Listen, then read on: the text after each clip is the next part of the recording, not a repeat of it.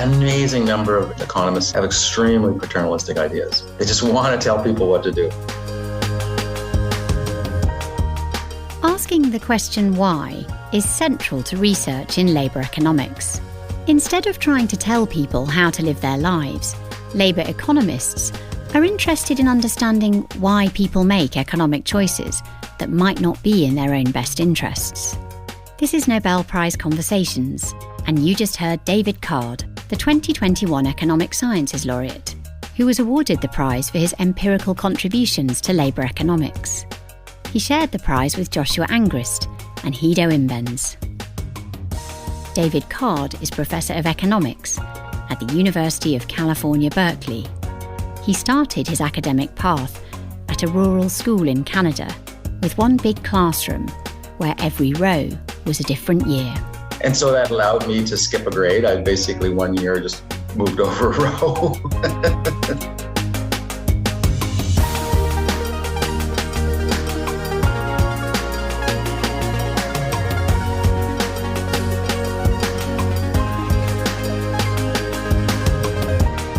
Your host is Adam Smith, Chief Scientific Officer at Nobel Prize Outreach. This podcast was produced in cooperation with Fundación Ramón Areces. Professor Card talks about growing up on a dairy farm, about the need for more diversity in PhD programmes, and his reluctance to become involved in policy making. But first, he tells Adam about his decision not to attend the 2022 Nobel banquet.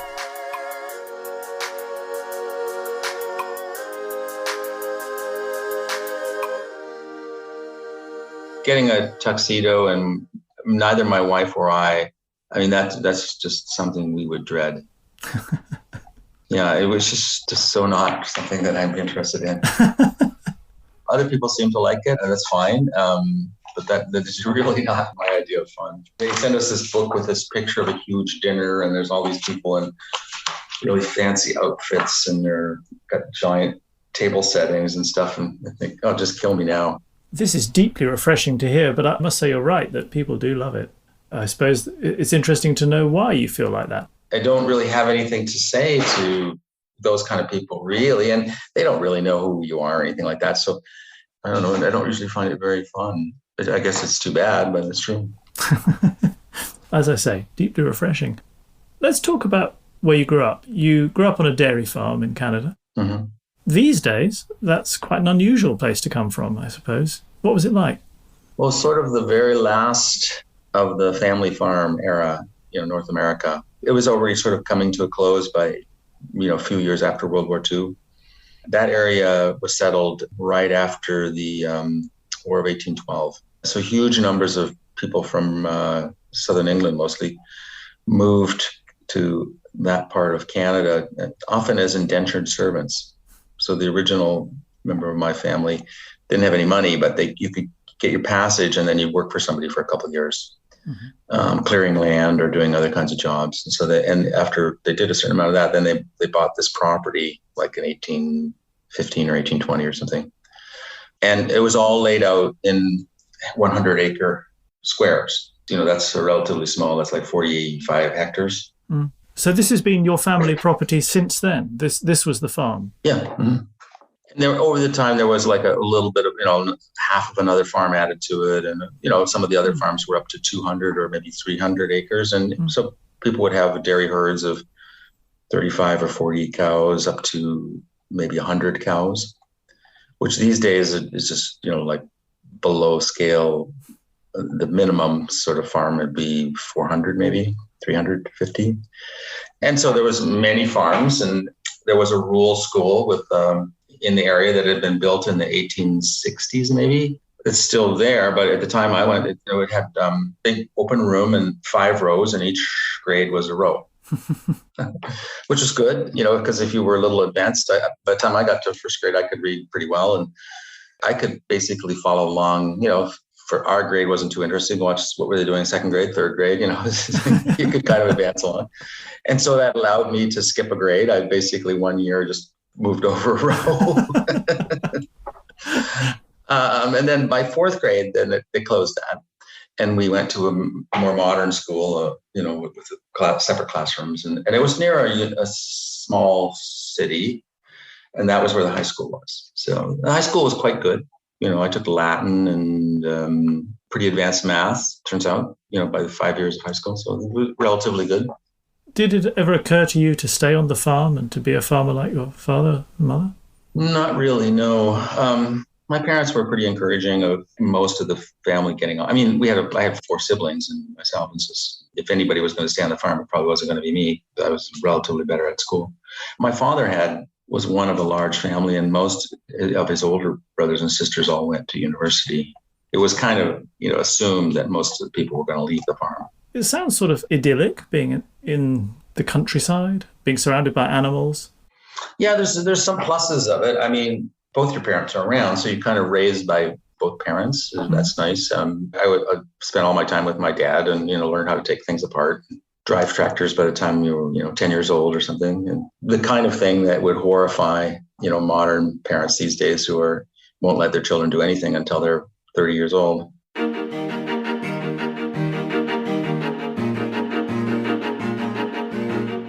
Does a working class background, a poorer background, make a difference to how you then practice the subject later on, do you think? Do you observe some separation between people who've come from different backgrounds? Not necessarily, but I would say one thing I have noticed, so the field of labor economics is a little different than almost all other fields in economics in that very seldom do labor economists talk about what's called welfare economics. And welfare economics is the thing that says this is what we should do. And I think if you're from a more disadvantaged background, you're a little bit less confident that we should just get the kind of view of upper class people is these lower class people just need to sort of straighten up and fly right. Just think of a conservative politician in Britain.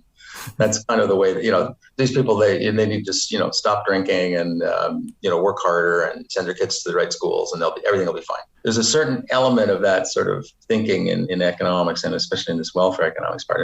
And on the other hand, there's people that don't do hardly any of that or none of that and just spend all their time saying, okay, so what are people doing? Why are they making this decision? How can we understand that? Is it something they perceive? Is it some constraint that we're not modeling? Is it why exactly are they making choices that, seem potentially counterproductive or whatever? So that's kind of the difference. That's fascinating. It's really observational and not bringing any kind of paternalistic preconceptions that one might have. There's a huge, amazing number of economists and I guess academics generally have extremely paternalistic ideas, in my opinion. They just want to tell people what to do. Maybe it's true of people in general, I don't know. Actually, I think that's what's wrong with a lot of families. Like members of families want to tell each other what to do, or mothers want to tell children, or children want to tell older parents, Yeah, I certainly think that could be seen as the view of my particular teenager. It's a hard thing to escape. Were your parents laissez-faire about it? Did they try and tell you what to do? Or? Oh, no, absolutely never. No. I remember my wife a long, long time ago when she first, stayed with our family, and she was kind of shocked that my parents don't intervene. It's fantastic. David Card started out as a physics major before switching to economics and eventually earning his PhD at Princeton University. As a professor at UC Berkeley, he sometimes advises students who are trying to decide whether they should go for an advanced degree in economics. It can be a very steep hill to climb. Getting an advanced degree in economics is incredibly competitive. It's probably one of the most competitive, maybe outside of computer science, the most competitive graduate program. So we get, hundreds and hundreds and hundreds of applications for our PhD program, and we only accept a tiny fraction. Kind of comparable to undergrads applying to get into Harvard or something. It's kind of those kind of acceptance rates. What do you look for? What does that tiny fraction got that the others haven't? Well, that's pretty interesting, actually. They have to have very strong math background. They have to have really strong letters from a couple of faculty who have mentored students who've gone on to successful PhD programs and kind of know what they're looking for.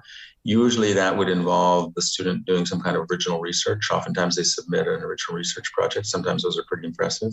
Usually they're pretty impressive. And these days, actually, many of them are taking a couple of years in between undergrad and grad school to work in what's called a pre-doc program, where you work as a research assistant for some big group of economists, or sometimes at the Federal Reserve, and do a lot of coding and building models and doing some quantitative analysis. And so they have this pretty big portfolio. They also can have no flaws in an undergraduate degree. So we get these very flawless students, mostly. I mean, Berkeley is not quite as competitive as Harvard and MIT, the top two. We get a few slightly more flawed. Usually the more flawed ones turn out to have some other benefit or, advantage that helps them, a little more resilience or something. This is very interesting because I suppose that, I mean, they sound wonderful and, super people, really equipped with all the faculties and driven and ready to go and knowing what they're wanting to do. I just wonder whether sometimes flaws can help a bit. I remember meeting a group of 16-year-old PhD students in China at a program where they were advancing particularly young geniuses. So these are people who'd finished school at the age of 11 or whatever and gone into university. I have met one of those in my time at Princeton, yeah. They were all obviously so intelligent and successful already. But they were 16-year-olds and they were sitting around saying, once they'd hit research, it always all began to go rather slowly for them, that suddenly, things had to necessarily slow down because you had to gather data. And they found that a bit frustrating. And I just wonder whether this cohort of immensely successful people, is there perhaps some danger that by getting people who have been so triumphant already, that they're going to just expect to continue to succeed in some way and in some way skew things a bit because of that? Well, there's a lot of discussion about that. I don't think anybody really knows for sure how to choose the people who, the one thing that's very hard to discern is like long run creativity or something like that. And there's very different views about that. My own view is that a lot of people could be more creative if they had the time and encouragement to kind of focus on a set of problems and learn how to solve those problems and then see how those solutions could go elsewhere. That's kind of the way most research projects go for someone like me. I said, okay, well, we've figured out this. Now I see there's this new data set. Maybe we could figure out how to do a similar thing there or something. So I think there's a lot of creativity could be learned, but other people don't believe that. They believe that there's put your hand on your forehead and they can feel the temperature. And if it's hot, and it stays hot. That's a more common view, I would say. There's another problem, which is, I would say the motivation or focus or whatever, that is very hard to discern among people who've, gone in this very directed situation, right? Because if the goals are very clear, there's a certain kind of mentality which is very good at that. When you take away all the goals and say, now do what you want, that's a slightly different set of skills. And we don't have very good way of learning from the set of people who've gone through and mastered all the goals. Who of those is going to be the ones that can work without the goals? And of course, one doesn't know. But it is a very safe bet to go for these young geniuses. There's a new kind of idea in statistics. Well, not new, but it's widely used in the tech sector. If you're you're running an online auction of, you're selling stuff like on eBay or something, you don't quite know what would happen if you did something one way or another. And so you should be doing experimentation, ongoing experimentation, you should say. Once in a while, you should just take a chance on something completely crazy and then see what happens and say, okay, well, that worked. Let's move in that direction. We are not experimenting. And so I wish we were doing a little more experimentation to try and make sure that we are, because I think there's a chance that we'll be kind of trapped without experimentation. We should say, okay, well, let's take 3/4 of the class along the old round or 2/3, and then let's take a chance on some flyers for another 5 of the 20 people we're going to let in. How about affirmative action in this? I know the Supreme Court's thinking about this right now. That could be your 25% if that was a policy, but I guess it's not the policy. Directly or indirectly, there's already quite a bit of that going on. One direction that has probably been helpful, historically, for some reasons that are a little hard to figure out, there's not very many females in economics. One of the lowest traction female in all of the fields, even worse than math and physics. Well, even worse than physics, maybe about as bad as math these days. And there's a lot of concern about that. And it's weird because at Berkeley, that's not the case. Our undergrad program is almost 50% female. So we don't have that problem, but a lot of other places do for reasons that I don't understand. Right. So even at the undergraduate level, it's bad, because once it gets to the top level, it is bad. Yeah. But what's been happening is most of the top programs are now admitting 50% females.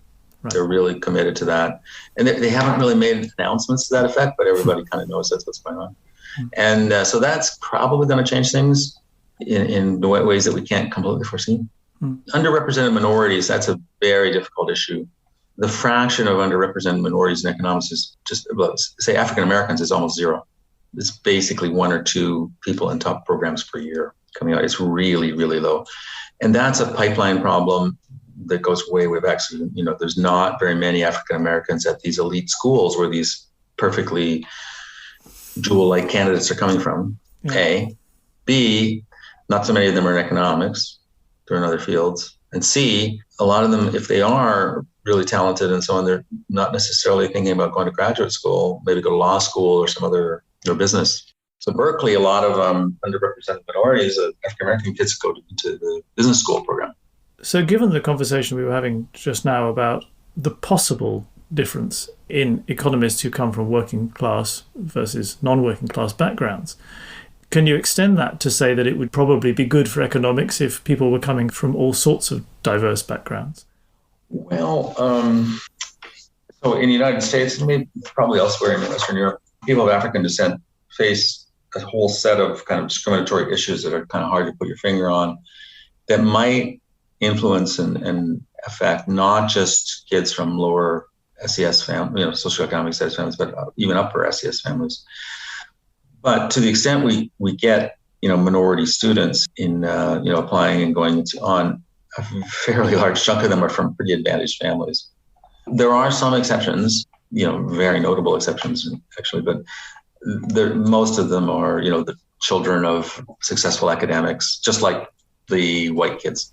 Everyone talks about bringing diversity in, and when we talk to laureates in other fields, physics or chemistry or medicine, people like to talk about the importance of having diversity in the lab. It brings different perspectives. But I just would have thought that with economics, because it is dealing so much with the interaction between individuals and interactions in society, it's probably more important to bring in diverse experiences. If everyone comes with preconceptions, at least diverse preconceptions. Yeah, I think that's probably the case. But it takes it back to that pipeline system we have for choosing these exceptional candidates.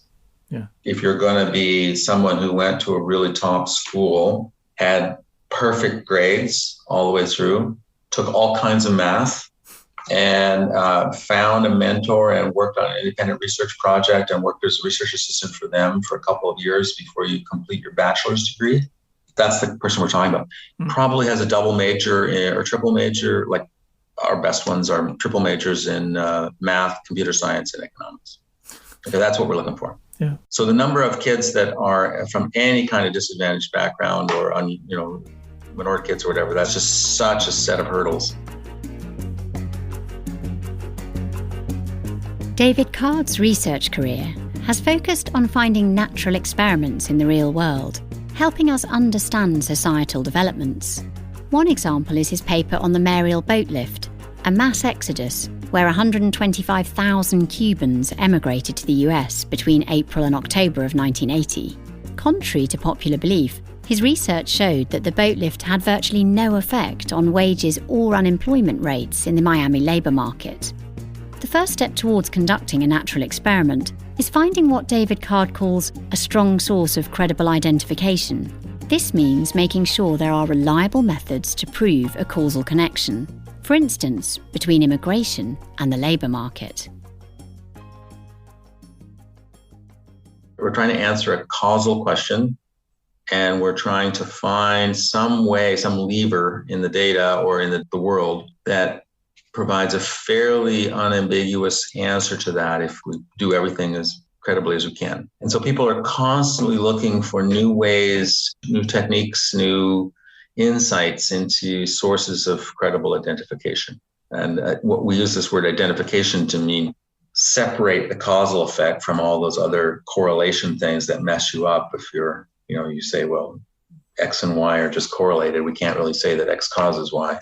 And so in a way, a perfect thing would be if there's some randomizing device being used somehow to allocate people to positions. And that's, for instance, that's what Josuhua Angrist is doing a lot of. He's looking at these school choice mechanisms in the United States, which often are allocating children in school districts to schools, and there's almost inevitably excess demand for certain schools. And so almost inevitably there's a randomizer, some lottery that says, okay, these kids get in, these ones have to go someplace else. And so there's your source of identification. In the United States, there's different healthcare systems, and veterans, people who serve in the military, have an unusual situation. They can go to ordinary healthcare system, or they can go to the system that's run by the Veterans Administration. It's a separate kind of healthcare system, and it's more like almost like a system that exists in other countries like Britain or something. It's like the national health. Okay, we would like to know, is going to the VA system any good or not? But the problem is, who's making that choice? Well, one way you could do it is say, well, turns out if you have a heart attack, ambulance picks you up. Ambulance often basically just takes you to a hospital that they always take everybody to. Now, we don't quite know exactly why they do that, but that's what they do. So there's a source of identification. Which ambulance picked you up? And how often do they take other patients to one system versus the other? Okay, so that's called an ambulance design. Another one is we're trying to figure out whether sentencing of judges, you're sentenced to a longer sentence, do you recidivate and crime more? And so one way to deal with that is to say, well, okay, some judges are harsh, some are less. There's some kind of randomizing device that's sending you in front of that judge versus that judge. You get the harsh judge, you're in for 10 years. You get the easy judge, you're in for 3. Okay, follow those. That's called a judge's design. Now you're getting the idea. Yep. Okay. So often these experiments lead you to conclusions which have big public policy implications. And people like to take your work and talk about it in those contexts. So whether it's, that the minimum wage works, or immigration isn't damaging to the labour market, or rent control is good, or whatever it is, they like to say those things based on your results. But it seems to me that you tend not to say them yourself. You present the data, but you step short of going out and then advocating for the change that the data suggests should happen. Is that a fair characterization? Yeah, absolutely. Mm-hmm. And so the question is why? Well, actually, a particular set of findings don't ever really indicate one policy versus another. So what's really going on is, I like to give the example from earlier work that I did with Alan Kruger before we did the work on the minimum wage. We were looking at the effect of smaller classes on student outcomes later in life. And we decided, well, let's focus on African Americans in the South United States in the 1920s and 30s. They went to these segregated school systems. Black families didn't have anything to do with how much money the school system had. It was basically the whites in some states gave more money to the blacks and in some states less. And so there was enormous variation there. And we showed that it looked like there was, larger class size hurt you, didn't earn as well, or smaller class size. On average, those kids went to school longer, and for every year they were in school, they earned a bit more. Mm-hmm. So that result goes out there. Now, at the same time, this is in the 1990s, there's a big debate. It was a fairly conservative time. And so the question is, should we be spending more money on schools or not? And there's one school of thought that says, every single dollar you spend in schools is wasted. And there's another school that says, well, it maybe isn't wasted, but it has some effect. And what advocates for the don't increase spending do is they say, okay, when we do studies, we show that there's no effect of smaller classes on student outcomes. Therefore, we shouldn't spend any money. And, so our study comes out and says, well, in fact, that's not true. You look and you see these smaller classes and bigger classes really have systematic effects on earnings later in life. But that doesn't necessarily mean that parents should increase spending. It just means that this argument that people were making wasn't quite correct. And a lot of times these arguments that are put out in the political sphere are really extreme arguments, like school spending has no effect on anything, or, raising the minimum wage always causes employment to fall. When it's been known since the 1930s that if employers set wages, that isn't necessarily true. People want to have these, especially advocates, want to have, and they get all the evidence lined up on their side, and then they present it in front of, the audience as if it's just unambiguously the case, right? That's just the way public policy advocacy works. It's all deeply deceptive and almost always very dishonest. It's like a litigation proceeding.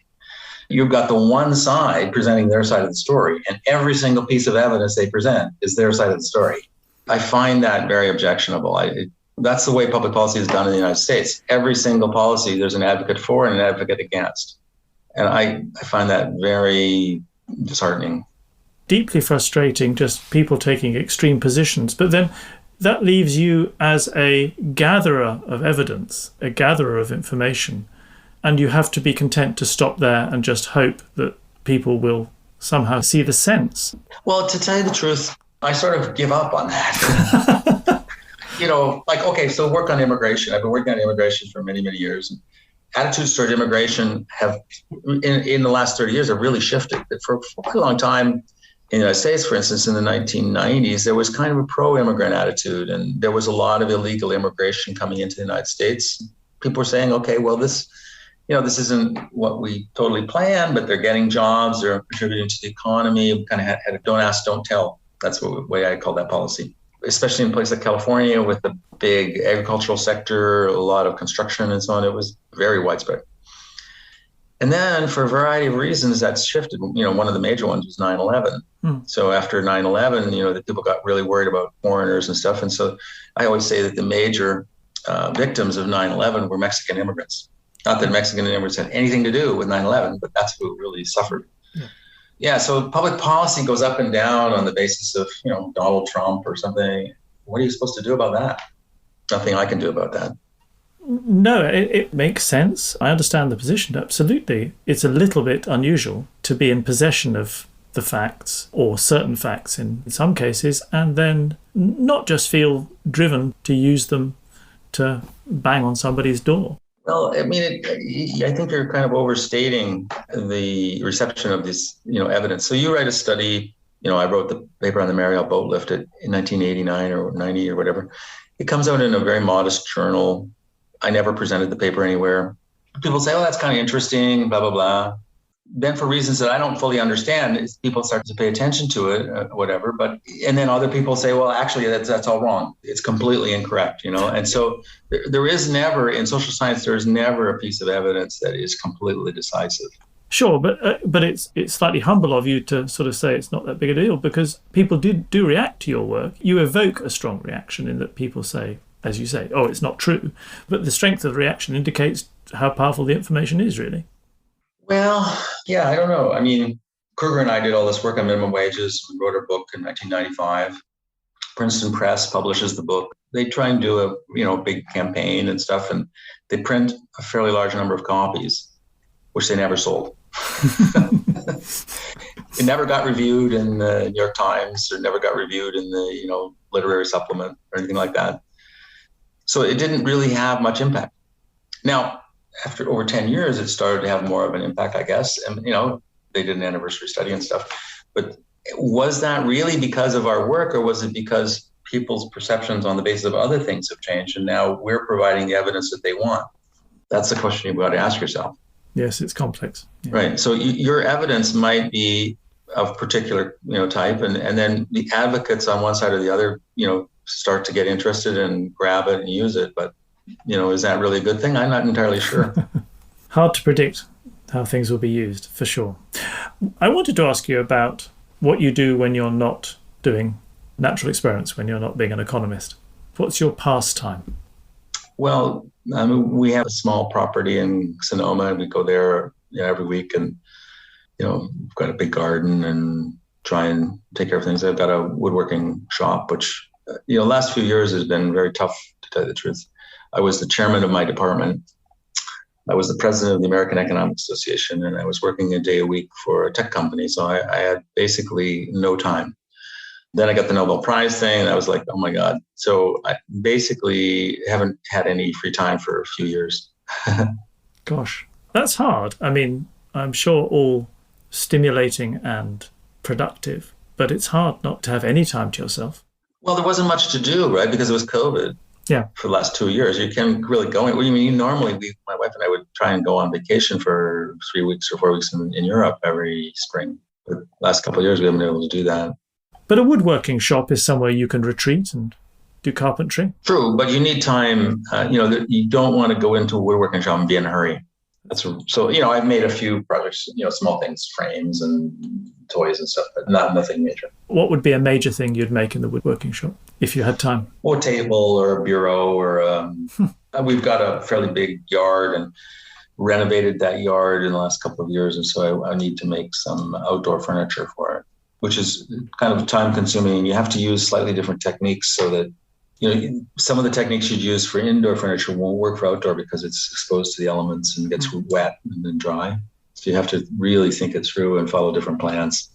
I'm not a woodworker myself, but I read an amazing set of books by a woodworker called James Krenov, a furniture maker, cabinet makers. From Northern California. Yeah, exactly. Everybody knows about him. Yeah, that's why I was thinking of him in connection with you. Yeah, this area, like where our house is in Sonoma, there's tons of woodworkers who, it's a little bit, it's a very strange field for people. It's very lonely work.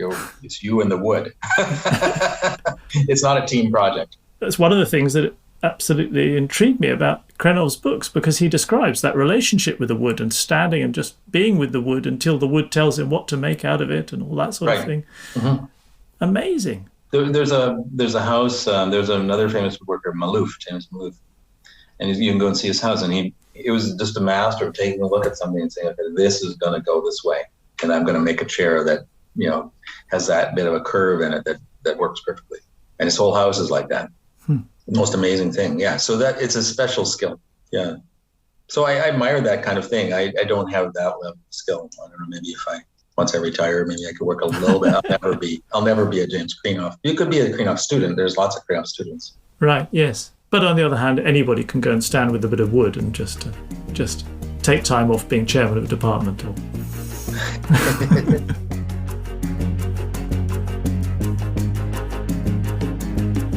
As the conversation draws to a close, they revisit the topic of the Nobel banquet, and David Card admits that he might be willing to reconsider. But he has some very specific conditions. The only reason I would have gone to the ceremony is just somebody I would have loved to have met Jose Saramago. That's the only kind of thing that I would have liked to. If I could have a conversation with Jose Saramago, then I would have gone. Well, if things go as they talk about them going, so that they maybe in December they will invite your cohort and the cohort from the year before and this year, then you've also got this year's laureates to look at in October and decide whether there's someone in some of whose books I've read all my life. Yeah. Thank you very much indeed, David. Great to chat with you, Adam. Yeah. You just heard Nobel Prize Conversations. If you'd like to learn more about David Card, you can go to nobelprize.org, where you'll find a wealth of information about the prizes and the people behind the discoveries. Nobel Prize Conversations is a podcast series with Adam Smith, a co-production of Filt and Nobel Prize Outreach. The producer for this episode was Karin Svensson. The editorial team also includes Andrew Hart, Olivia Lundquist, Magnus Yilje, and me, Claire Brilliant. Music by Epidemic Sound. If you're looking for more listening, check out our earlier conversation with Richard Thaler, another behavioural economist who won't tell us what to do, but who might just give us a nudge in the right direction. You can find previous seasons and conversations wherever you listen to podcasts. Thanks for listening.